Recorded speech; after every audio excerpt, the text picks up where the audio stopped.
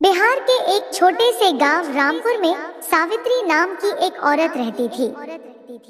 वह न तो बहुत अमीर थी और न ही बहुत पढ़ी लिखी, लेकिन उसकी बुद्धि और समझदारी की मिसाल पूरे गांव में दी जाती थी। उसका पति रामदीन एक साधारण किसान था। दोनों मेहनत करके अपना घर चलाते थे। गांव में एक लालची साहूकार रहता था जिसका नाम था धनराज।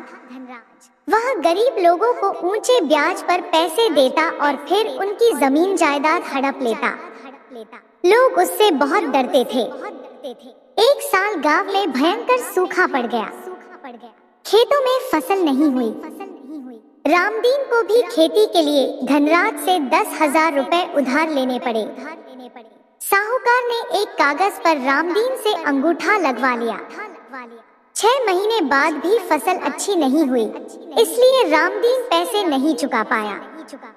धनराज अपने 2 आदमियों के साथ उसके घर पहुंचा।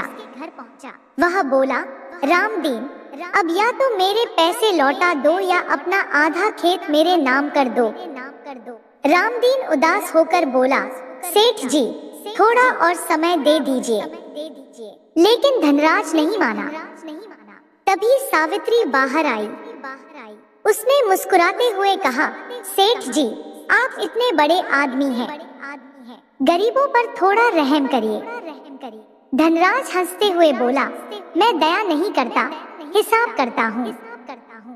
सावित्री ने कहा, ठीक है, लेकिन पहले वह कागज तो दिखाइए जिस पर मेरे पति ने अंगूठा लगाया था। धनराज ने गर्व से कागज निकालकर दिखा दिया। सावित्री ने ध्यान से देखा और मुस्कुरा दी। वह बोली, सेठ जी, इसमें तो लिखा है कि आपने मेरे पति को 10,000 रुपए दिए और बदले में फसल आने पर पैसा वापस लेना है। लेकिन यह कहीं नहीं लिखा कि खेत आपके नाम हो जाएगा। धनराज चौंक गया। उसने जल्दी जल्दी कागज देखा। सचमुच उसने जल्दबाजी में खेत वाली बात लिखी ही नहीं थी। आसपास खड़े गांव वाले भी कागज देखने लगे। सब बोले, हाँ, इसमें खेत की कोई बात नहीं है। धनराज गुस्से से लाल हो गया, लेकिन कर भी क्या सकता था। उसने कहा, ठीक है, 1 महीने में पैसे चाहिए। सावित्री बोली, मिल जाएंगे। अब समस्या थी कि पैसे कहाँ से आए। सावित्री ने अपने आंगन में लगी सब्जियों की खेती बढ़ा दी। उसने गांव की औरतों को साथ लेकर अचार, पापड़ और बड़ी बनानी शुरू कर दी। हर हफ्ते पास के बाजार में जाकर वह सामान बेचती। धीरे धीरे उसकी चीजों की मांग बढ़ने लगी। लोग कहते, सावित्री के हाथ का अचार बहुत स्वादिष्ट है।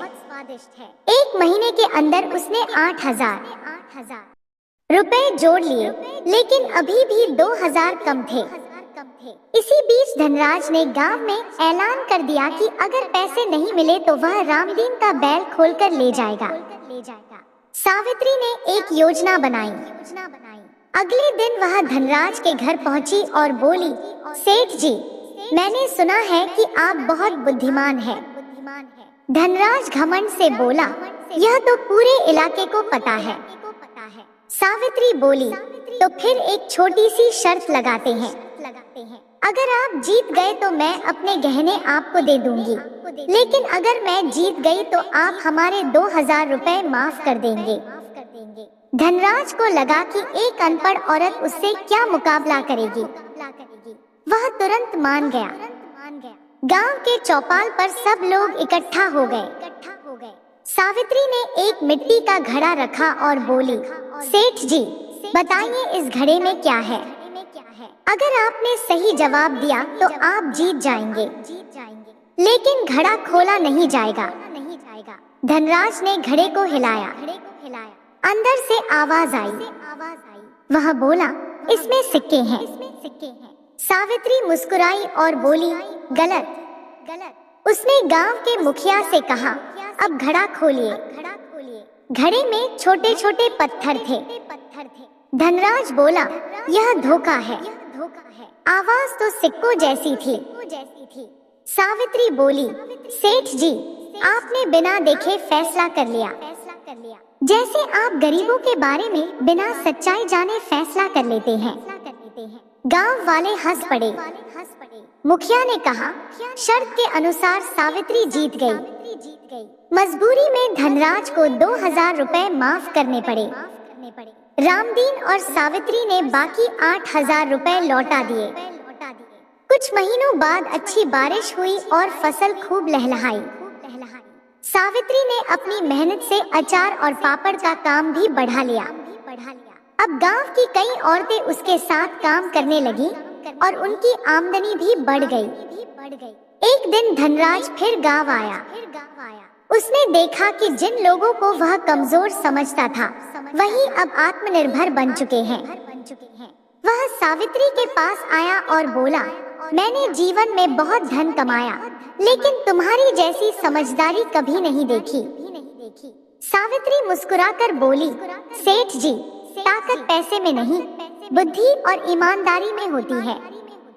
जो इंसान दूसरों का भला सोचता है, उसकी राह भगवान भी आसान कर देते हैं। उस दिन के बाद धनराज ने भी गरीबों के साथ अन्याय करना छोड़ दिया। गांव के लोग अक्सर अपने बच्चों को यह कहानी सुनाते और कहते, मुसीबत कितनी भी बड़ी क्यों न हो, अगर इंसान धैर्य और बुद्धि से काम ले तो हर कठिनाई का हल